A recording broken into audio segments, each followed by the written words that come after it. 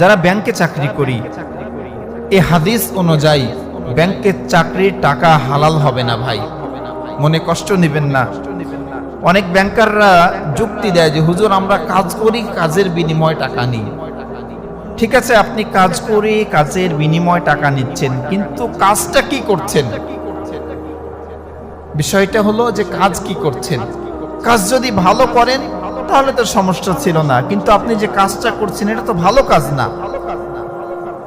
একেবারে ক্লিয়ার কথা, একবারে স্পষ্ট যে এই সুদের লেখক যারা হবে, সুদের সঙ্গে সংশ্লিষ্ট যারা থাকবে, সুদের সাক্ষীদাতা যারা হবে, সবাই সমান অপরাধী হবে। এখন বলবেন যে হুজুর কি করব, এই চাকরি ছেড়ে দিলে তো না খেয়ে থাকতে হবে।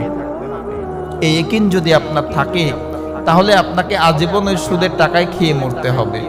আর আপনার বিশ্বাস যদি এমন থাকে যে আমি আল্লাহকে ভয় করে এই চাকরি ছেড়ে দিলাম, রিজিকের মালিক আমার আল্লাহ, আল্লাহ আপনাকে উত্তম রিজিকের ব্যবস্থা করবেন, করে দিবেন, 100% দিবেন, এই বিশ্বাস নিয়ে আপনি ছেড়ে দেন, ছেড়ে দেখেন আল্লাহ ব্যবস্থা করেন কিনা। কিন্তু আমাদের ইয়াকিনটা কেমন দেখেন, আগে আমরা চিন্তা করি যে একটা পাবো তারপরে ছাড়বো, কথা ঠিক কিনা? একটা ধরার পরে ছাড়বো। এই ধরি করতে করতে ধরা আর হয় না, ছাড়াও হয় না।